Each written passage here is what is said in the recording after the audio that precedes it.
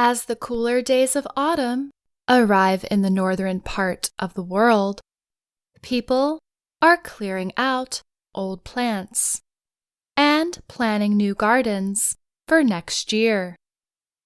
However, plants that spent summer days outside will also need help to return to the inside environment.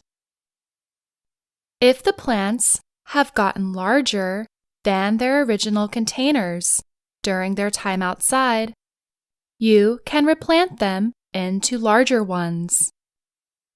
Choose a container that is no more than 5 centimeters wider than the original, and replant them with fresh potting soil and then water. You can always divide plants like spider plants and flamingo flowers into 2 or more individual plants. Look for plants with root systems that clump together. They divide more easily. If you are having trouble removing the plants from their containers or pots, check to see if the roots have come through the drainage holes at the bottom of the pot. If they have, gently pull or cut the extra roots to help remove the plant. You can then divide the plants. Firstly, shake off any extra soil carefully. Secondly, find the connection between the root system and the plant's top growth and pull apart the roots gently. Or you could cut through them with a sharp knife. Be sure that there are at least 3 healthy leaves attached to the root system of each new plant. Lastly, place each new plant in its container. Be sure to use fresh soil mix. Water the plants well until new plants form. All houseplants that spent time outside should be moved to a shady area for a week before going inside for the winter season. This helps the plant get used to lower light levels. Continue to water regularly during this time. After a week, look for insects on the plant, especially under the leaves. Wash the leaves with water to make sure there are no uninvited guests, like pests.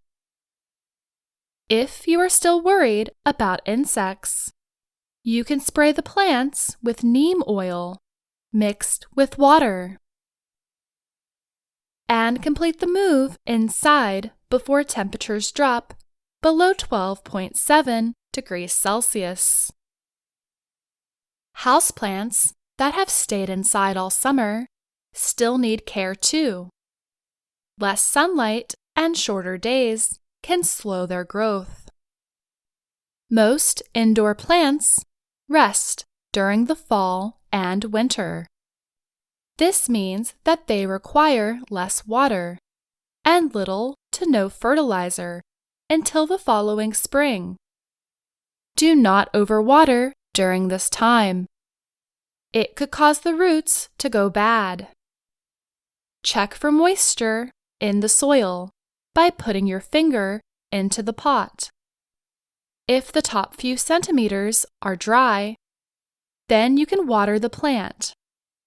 Avoid cutting the plants until spring, as slower growth in the winter means slower healing. But you can cut any dead and dying leaves. Many houseplants are tropical, so they need more moisture in the air, called humidity. In most homes during the winter, the air can be very dry because of heating systems. You can run a humidifier, a machine that produces moisture for the air. Place the plants in the room with the humidifier. Keep plants away from dry heating areas like vents and from cold areas of the house.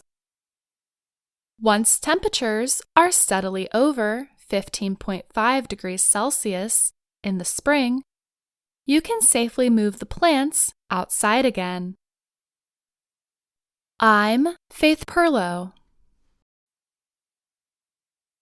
As the cooler days of autumn arrive in the northern part of the world, people are clearing out old plants and planning new gardens for next year.